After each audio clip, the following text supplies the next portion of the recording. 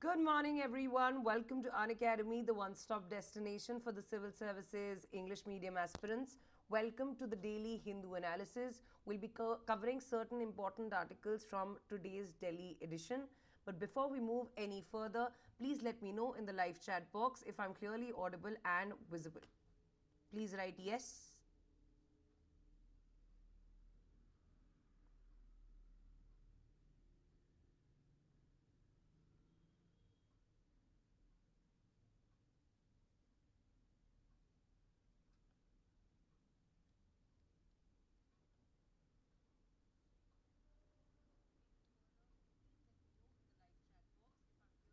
All right, let's move ahead. An important announcement before we begin today's session. Yes, you heard it absolutely right. Unacademy has completed 10 years of existence and we are celebrating this decade. We are celebrating this today, that is 10th of December, on the Unacademy's UPSC Unstoppables channel at 6:30 p.m. And who better than the god of cricket himself joining us for these celebrations. Please make sure that you click on the notify me button by pressing on the link that is given in the description box of this video and join us definitely in the evening for these celebrations live. Now, these are the topics that we'll be discussing for today's analysis. Let's start with the first topic. Charting an agenda on the right to health. Now, why is this topic important? This topic is important because directly there is a syllabus topic that is related to it in GS paper 2, that is health. Now, what is this specific editorial about? Let's understand. This editorial is on account of 12th of December being celebrated as Universal Health Coverage Day. And because of those celebrations, there is the National Convention on Health Rights that is conducted recently as we speak from tomorrow till the 12th of December. This convention will bring multiple health professionals, community leaders, a lot of health experts together, and they will discuss what are the problems plaguing the health system in India and how can they be resolved. So on account of 12th of December being the Universal Health Coverage Day, it is important to discuss what are the issues that are stopping India from getting the right to health or citizens in India to receive the right to health. Let's first understand Universal Health Coverage or what does that mean? Okay. Universal Health Coverage, just give me 1 second.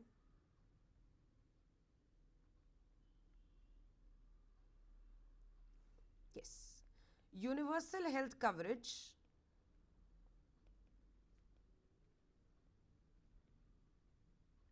means 3 A's. What are the 3 A's? The A's of affordability, the A of accessibility, and the A of availability. That means quality healthcare services are to be given to everyone. Why? The word universal is in it. It is to be provided to everyone irrespective of their purchasing power. These quality healthcare services should be available, should be affordable, and should be accessible to all without creating a bigger dent on their pockets. That means universal health coverage. It is almost an understanding that you are trying to give health as a matter of a right to every citizen. That irrespective of your purchasing power, irrespective of your social status, irrespective of your economic strata, does not matter. Every individual in the country should be covered universally when it comes to healthcare needs, when it comes to healthcare services. Please also note, universal health coverage also means not just an absence of diseases, because health has a supply chain. Universal health coverage should mean that a person should be eligible for various kind of health services, whether they are preventive healthcare services in nature. For example, vaccinations for children prevent certain disastrous diseases from being acquired. For example, curative services. That means Once you have acquired an infection, the treatment options should be available for you. That is the curative stage.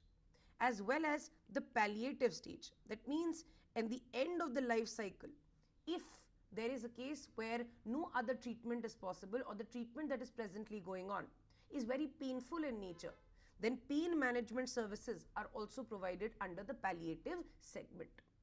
So the aspect of universal health coverage is the provision of all these services to every individual. Universally means to every individuals at all time, accessible, affordable, and affordable, right?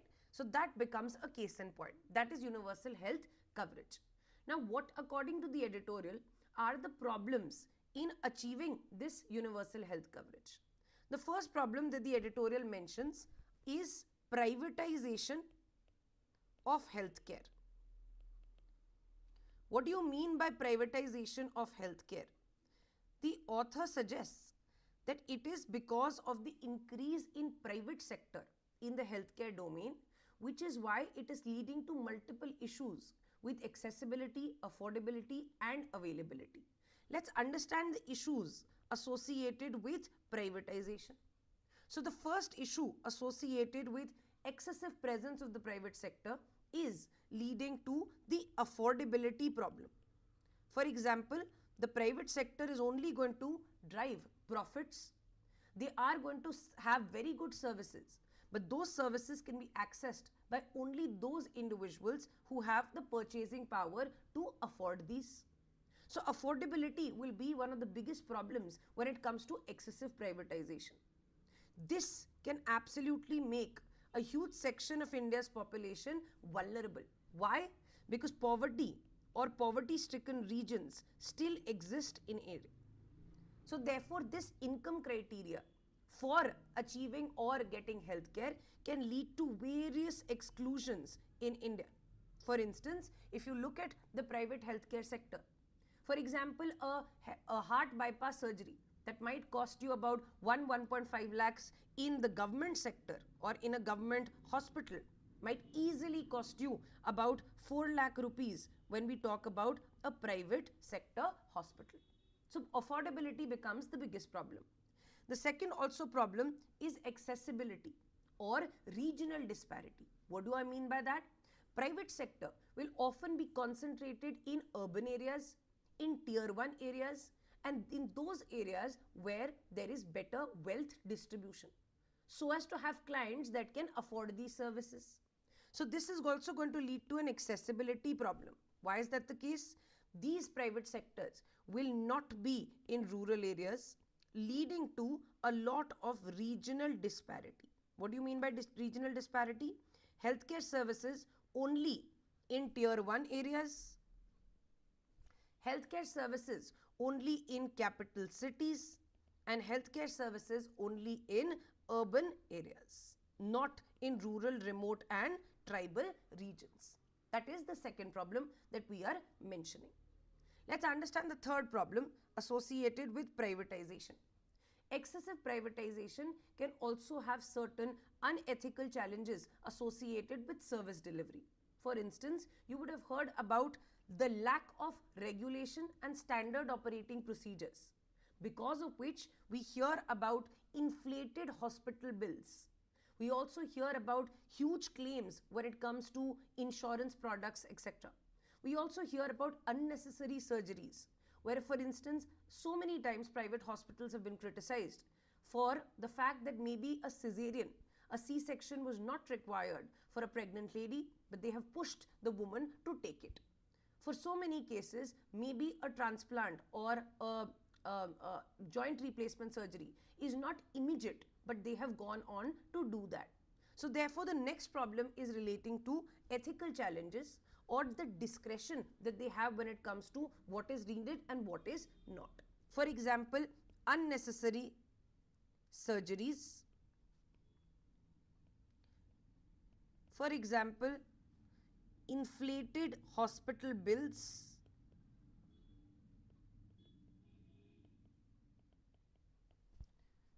Excessive form of hospitalization.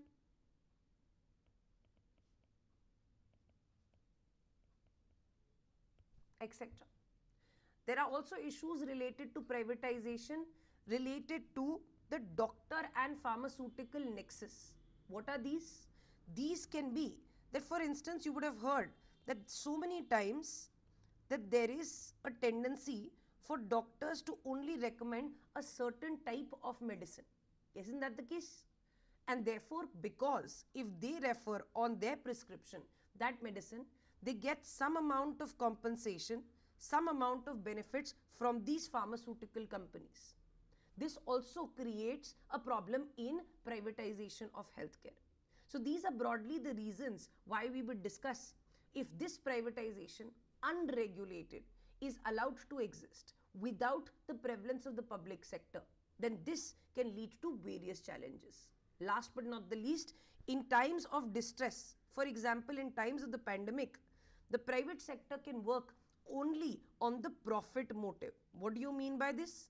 The profit motive will not see that if one bed associated with oxygen supply is left, we should give it just because someone needs it. The private motive will say that according to how the demand increases, the price of these hospital beds should also increase. So therefore, these hospitals are very, very prone to taking up practices such as predatory pricing. Why predatory pricing? Predatory pricing associated with demand and supply. Using the time and seeing if the demand is increasing and people are helpless, they will not look at a welfare motive. They will not look at a social justice motive. They will not look at as health as a right motive. They will only look at a motive which is about profit appropriation. So these become the issues associated with privatization. Now, why is this very, very concerning in a country like India?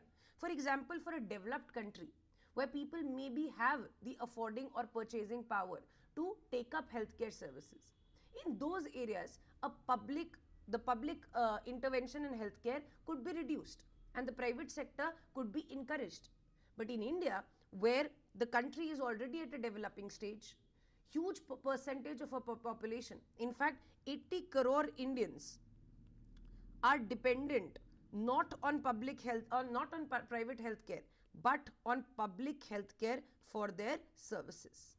So in this case and this type of dependence on affordable care, can private healthcare alone manage in India's healthcare sector? The answer is absolutely no, right? So these are the issues that the author has mentioned about that can have a hindrance on the reaching the goal of universal health coverage. Now let's understand other issues also that are highlighted by the author. The next issue that is highlighted by the author is associated with the role of healthcare professionals as well as community healthcare workers. Now this is very important. Why? Because the COVID-19 pandemic had displayed the amount of risks that these workers undertake. They are frontline workers, they are taking up community awareness practices, they are going from houses to houses, etc. And these doctors have also so many times suffered at the anger of the mob associated with some results that are not in favor of the patients.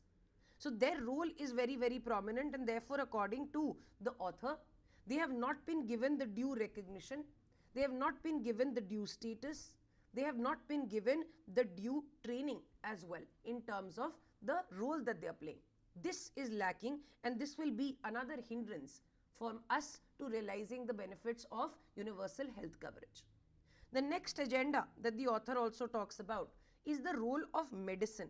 Now, as you would know, healthcare expenditure when we go to a hospital is only associated with certain procedures that are taken there. That is just one part of the expenditure. Huge part of the expenditure is in fact post-surgery or post-consultation. Isn't that the case? For example, medicines are given for almost a month after any kind of heart attack, etc. Medicines related to blood pressure, medicines related to blood thinners, etc., etc. This can create a huge dent on the out-of-pocket expenditure of the individuals as well. And these medicines, according to the author, 80% of those medicines that are sold in Indian markets are not regulated or capped. That means the price is not capped for these medicines. So therefore, this again increases the risk of affordability. We have not ensured price caps. These medicines sometimes are very, very expensive for a common man to afford. This lack of regulation creates another problem as well. One of the solutions can be move to generic medicines. Why generic medicines? For example, the medicine sold under the Jan Aushadhi Yojana. The Pradhan Mantri Jan Aushadhi Yojana can also be one of the examples. One of the solutions that we will discuss for the private sector is also publicly funded insurance scheme that we have already been running. That is called the Ayushman Bharat initiative. So you can write 1 suggestions and conclusion as well as a recommendation after the problem that we have discussed. Another issue that has been mentioned by the editorial is about the lack of spending. That means the author says we spend only about or less than 2% of our GDP in the area of health, while what was recommended by the 2017 National Health Policy was that we at least must spend 2.5% of our GDP by 2025. This has not been realized.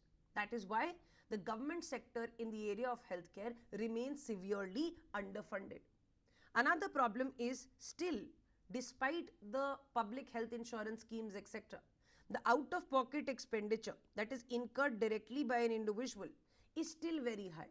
It is almost equivalent to 47%, and that is still a very high number. Another issue that has been highlighted by the editorial is the issue of problems relating to discrimination. Now, what do you mean by discrimination?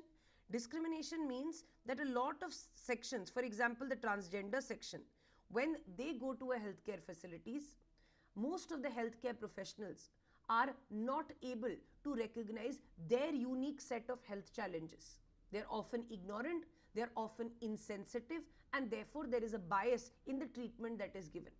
So this kind of discrimination is also ensuring that availability as well as accessibility is denied to an individual. For instance, there is discrimination against Dalits.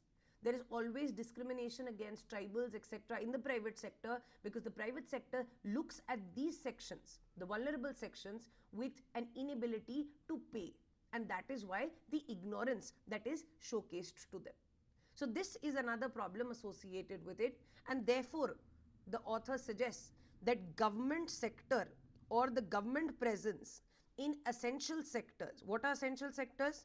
For example, health, for example, transport, etc., must continue at all cost. He also suggests that we must take up publicly funded health insurance scheme, the one that we are already running. We can also go towards generics to reduce the out-of-pocket expenditure incurred with medicines. It is also very important to have better regulations. For example, Clinical Registration and Regulation Act, etc., to ensure that there are at least certain standard operating procedures that private sector hospitals are also following. For instance, there should be a procedure that it is not just due to maybe a pain in your stomach that an appendix could be removed. Rather, maybe a sonography can be done, an ultrasound can be done, and only based on the findings, the SOP is to be established. So there is a need for regulating these as well.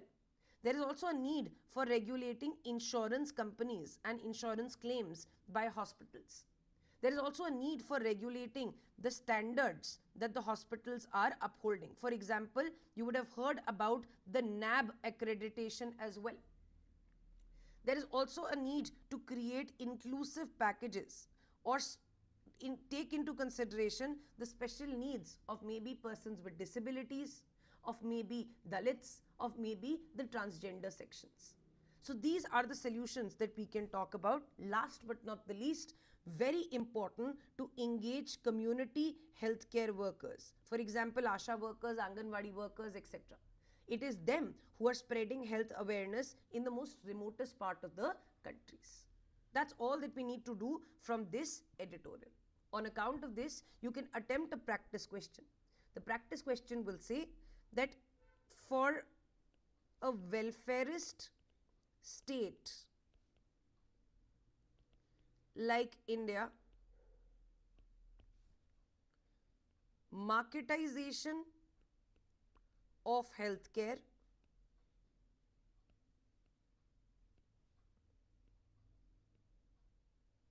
can be counterproductive.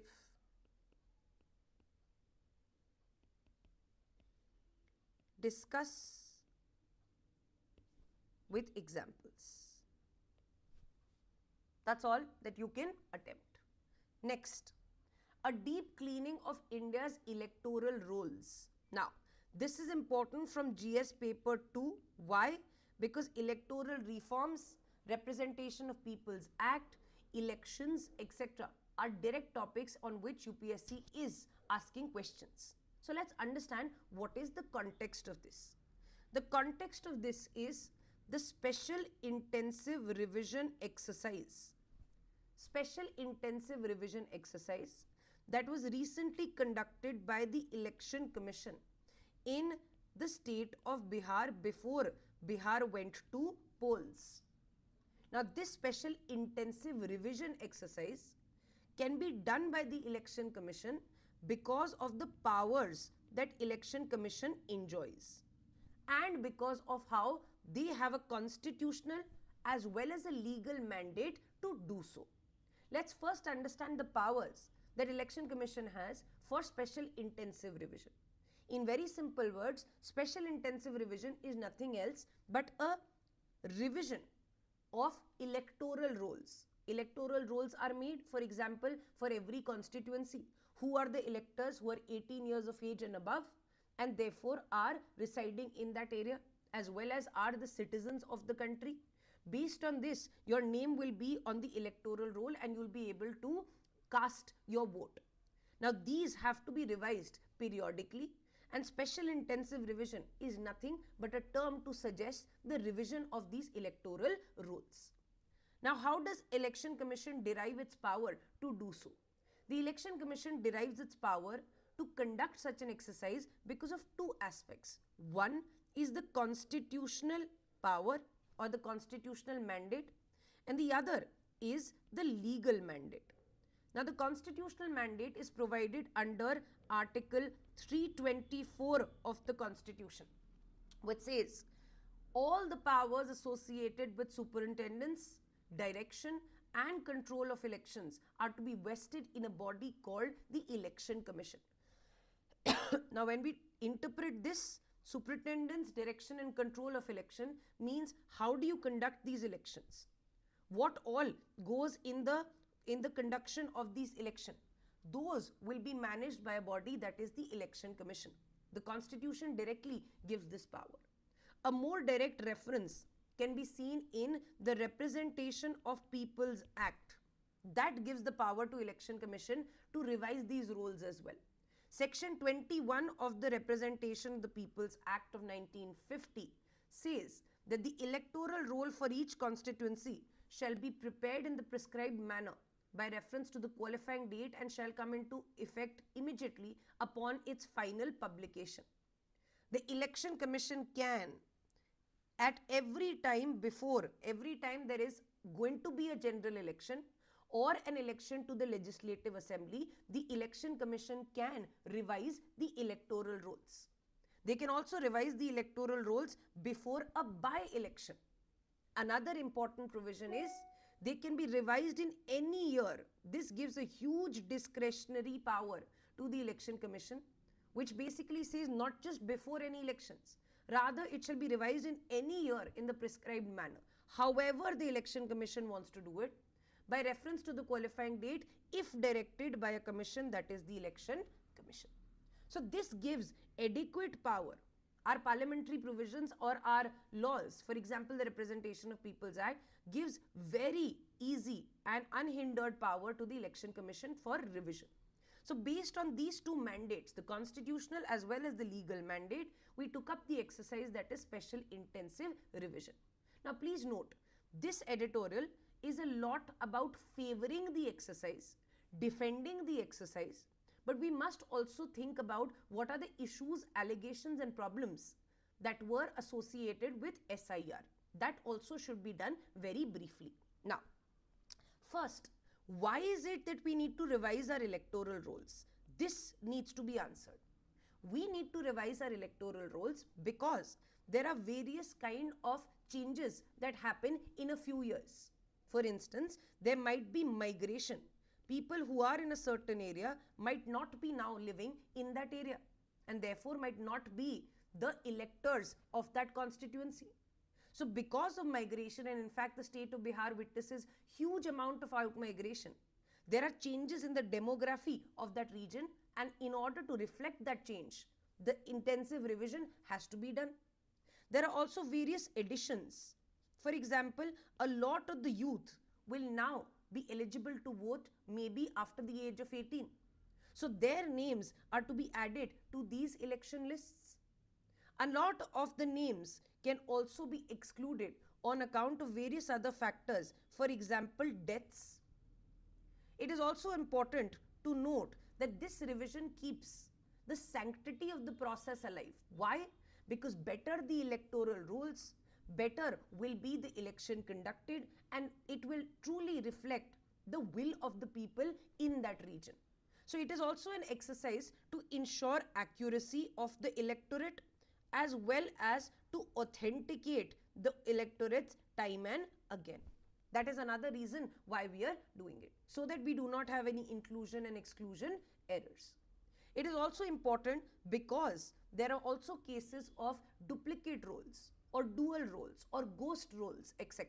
So it is also important to remove cases of duplicate electoral rolls as well. So because of this, time and again, some amount of revision is required.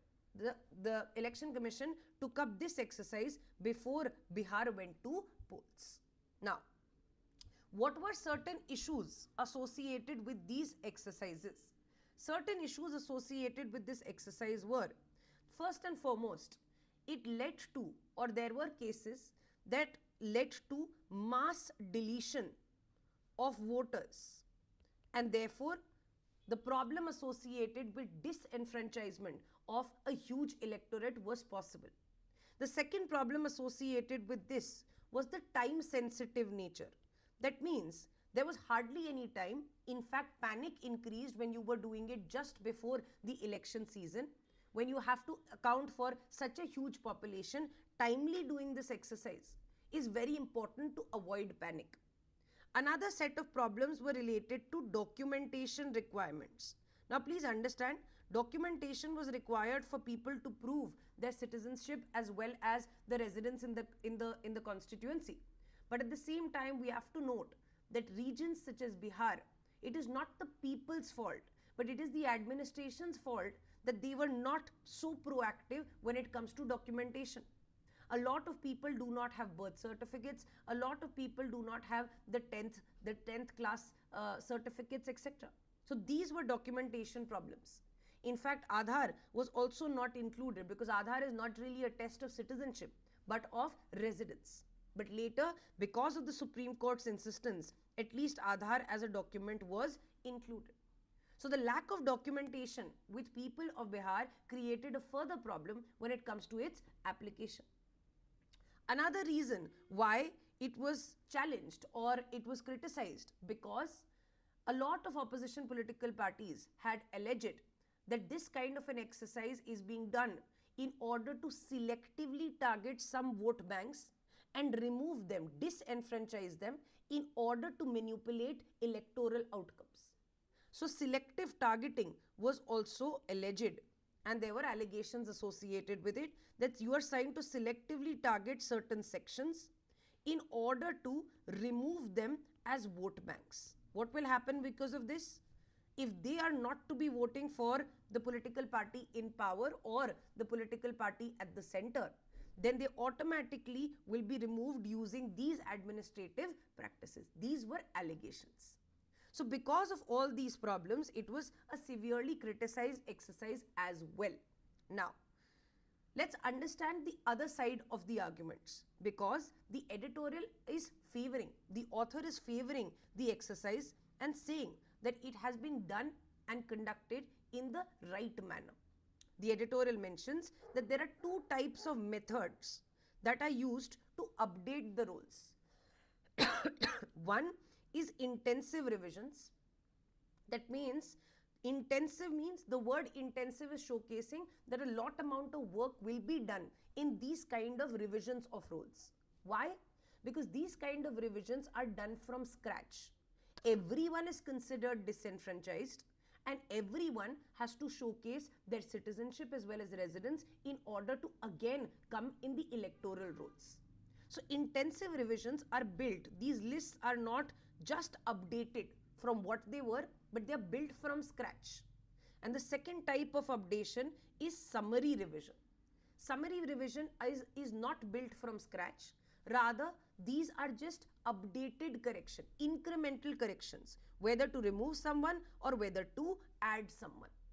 The last major intensive revision, where we actually did all the work from scratch, happened decades ago. For example, in 2002 and 2003. So it has been more than around 12 years since the last intensive revision had taken place.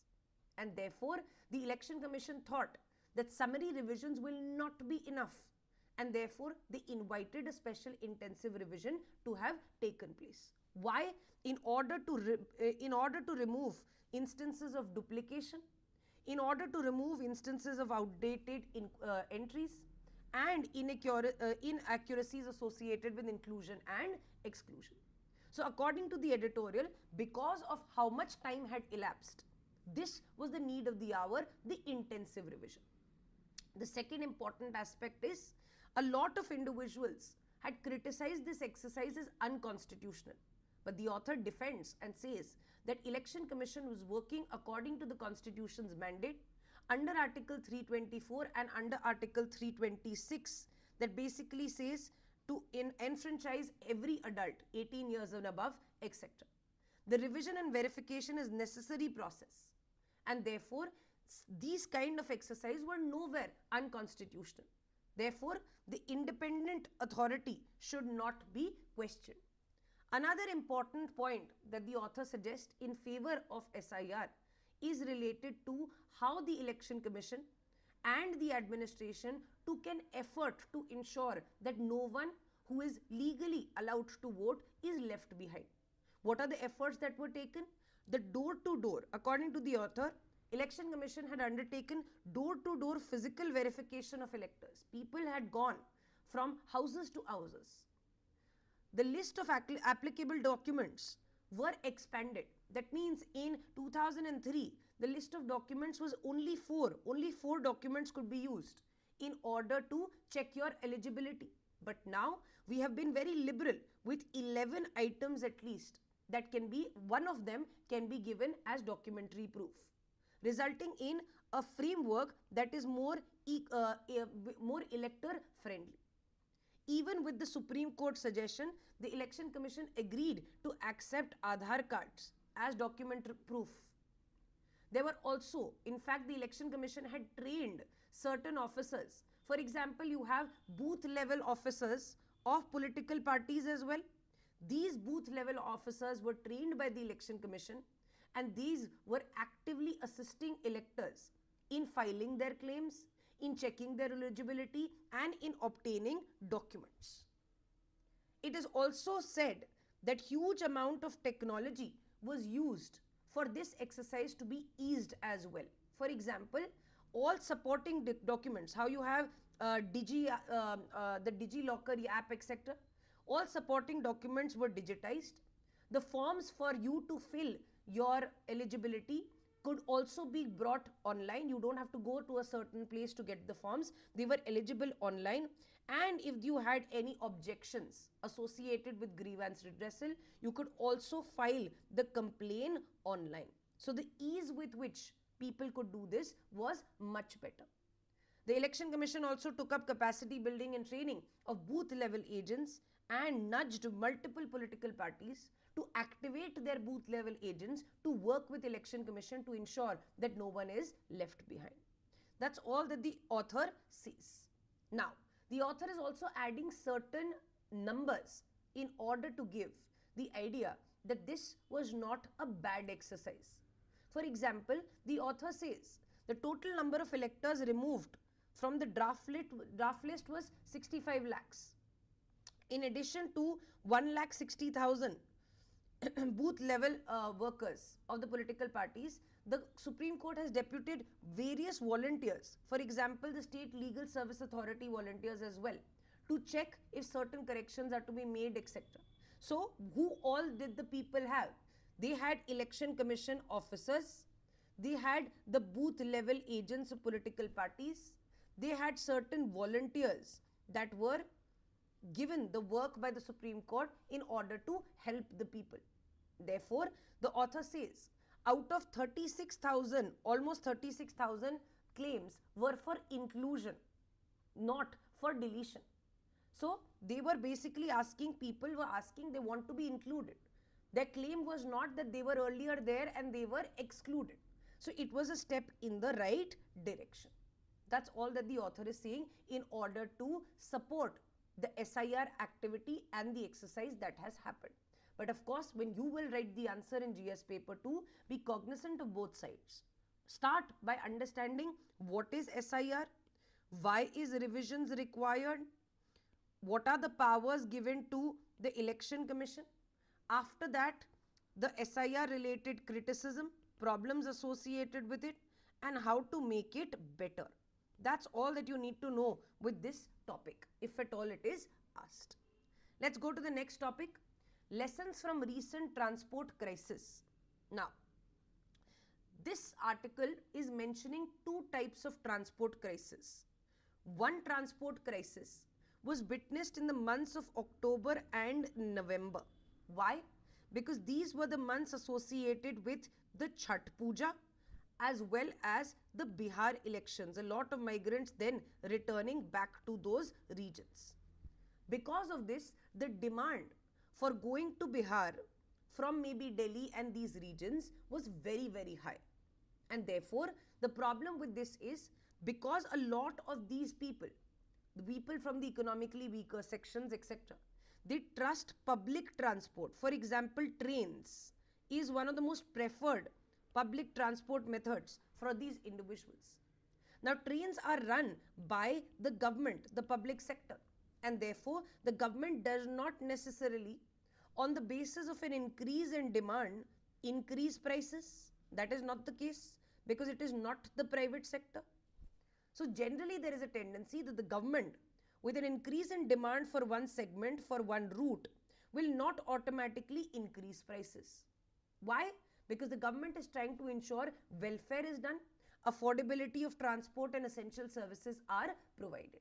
What happened as a result of this is there was huge overcrowding on platforms, and therefore this had raised a lot of safety issues associated with travel. There could have been a stampede, there could have been health related problems, etc. The other example of a transport crisis that had happened was associated in December when the DGCA had changed certain rules associated with safety, associated with working hours for civil aviation professionals. We realized that Indigo was understaffed in that context. That means if pilots were necessarily put on hold, they did not have sufficient pilots in order to manage these operations. The crew members were also falling short because of these new rules. Now, I understand these new rules of DGCA are very, very important. Why? Because they are ensuring that these individuals in the civil aviation sector are not fatigued, they are not tired. It is to ensure public safety at the end of the day. But because these could not be implemented immediately by a private sector airline, for example, Indigo, it led to mass cancellations. And therefore, because of regulatory non-compliance, they could not comply very, very quickly with these rules. Because of this, there was a major issue. Indigo started cancelling flights, and because Indigo has 60% of the market share in India's aviation sector, there were no alternative lefts. The other flights did not have the supply chain to fill in the demand that has been created by the vacuum of Indigo. And as a result, even other flight prices were soaring high. For instance, something as small as a flight from Mumbai to Kochi was priced, a domestic flight was priced as 55,000 rupees, 60,000 rupees. So therefore, in this case, when the demand was very high, but supply chain disruptions happened. Because of supply chain disruptions, the prices had increased tremendously. Why? Because of the lack of regulation of this space and the lack of competition in this space, and due to the monopoly of one single airline in this space. So therefore, the editorial basically says, what the government need to do is not to manage prices. Just because you are giving a train ticket at a decent price, this does not equate to welfare by the government. Why? Because according to the editorial, it is not the prices that you need to increase so as to match the demand and supply, but rather it is the supply that you need to increase in order to match the demand and automatically balance the prices. So for example, according to the editorial, the suggestion for the first problem is that government does not need more subsidies. Government does not need to lower the prices. Rather, the government needs to invest in various infrastructure, more train routes, better public transport, spending in infrastructure and capital formation. This should be the solution for the first aspect. For the second aspect, the government is saying it's because why we are moving towards these kind of crises is due to the neoliberal economy. What do you mean by a neoliberal economy? According to the author, the neoliberal economy basically suggests that the government should slowly pull out of various sectors where its presence is not essential. For example, the hospitality sections, for example, the hotel related sectors. If the government's presence is absolutely not required, they can move out. That is one of the principles of the neoliberal economy. Another important principle of the neoliberal economy is allowing for the private sector to exist and play without excessive regulation by the government. Any neoliberal thinker criticizes any form of government regulation that is a bit excessive on the private players. And therefore, because of this neoliberal economy and lack of regulation, these kind of instances are happening. Why is that the case? If the neoliberal economy ensured that maybe the government is also continuing as a major player in aviation, this kind of a slashing and disruption would have not happened. If it was not the neoliberal economy and the government could very easily regulate, that means do not allow for deregulation, at least in those spaces where there is a monopoly of a certain airline. Why? Because crashing down of that one airline can lead to full instability and vulnerability of that sector. So therefore, this is one of the suggestions that is made by the author as well, that in a neoliberal economy, you should not allow fully for the private players to play unhindered, unregulated, unless there is enough competition that is in that sector. Because if there is no competition, the monopoly can lead to huge amount of supply side disruption. Something that we had also seen in the cases of Indigo and the increase in cancelled flights. That's all that we need to do from this editorial. Let's come to the next article, small article. Citizenship under Citizenship Amendment Act only if claims are verified.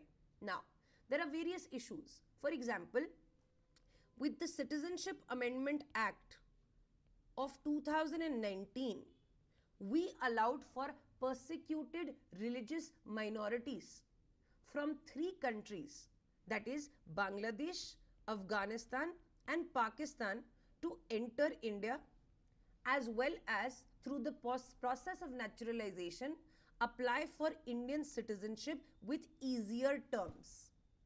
Why? Because these individuals were persecuted because of their religion in the neighboring countries, and these religious minorities, India feels, should be given refuge to and should be given citizenship rights to. So therefore, the Citizenship Amendment Act was the idea to give these persecuted minorities of countries like Afghanistan, Bangladesh and Pakistan who have arrived in India on or before 2014. Please understand, the 2019 amendments has entered India before 31st December. This is taken as the cut-off date. You would have entered India before 31st December 2014 and you have probably suffered religious persecution in their country of origin. This has made them eligible for accelerated, that means fast kind of citizenship that can be granted in India. The relaxed norms related to citizenship are, that means for naturalization, through this route if you get citizenship, you earlier had to reside in India for 12 years. But now it has been made easy with the Amendment Act for these sections, and this residence criteria has been brought down to 6 years. So from 12 years to 6 years, these religious minorities will be given citizenship. Of course, their citizenship claims are being verified and it is still yet not accorded. That means the Supreme Court had said that citizenship under this will be given only once the claims have been verified, irrespective of the fact if these individuals are living in India, they're continuing in India, etc. But this will not be hurried. Why is that the case? There was a lot of panic that was created due to the special intensive revision. A lot of individuals who had entered India, who were from these countries and religious minorities there, they were panicking that because of the special intensive revision exercise, they will be excluded and they would probably be sent back. They will not be recognized. Please understand, these individuals have an acknowledgement receipt. This acknowledgement receipt is generated upon the submission of an application for a certificate of naturalization, and this can be considered as a provisional case or provisional proof of pending citizenship. But it still has to be verified according to the Supreme Court, that is the final verification. Yes. Next, Trump mulls tariffs on Indian rice move may hit US more. Now please understand, recently we have seen a wave of tariff that have been imposed on India by the United States of America. In fact, it is as high as 50% on Indian exports. Another set of tariffs could be put on our exports of rice to the USA is something that the President Trump had hinted in one of his meetings. Now, according to this article on the front page, any kind of tariff imposition on rice that is going from India to USA is more likely to impact USA and not India. Why is that the case? Let's understand. The figures that we see here are the reason why India might not be so impacted, even if there are taxes that are imposed on rice. For example, if you look at India's share in US's rice imports, that means of all the rice that US imports, almost a quarter, please note that's a very, very big number, almost a quarter, 25 to 26% comes from India. They are importing from India. But when we look at India's exports, India has very well diversified markets where the rice is going in terms of exports.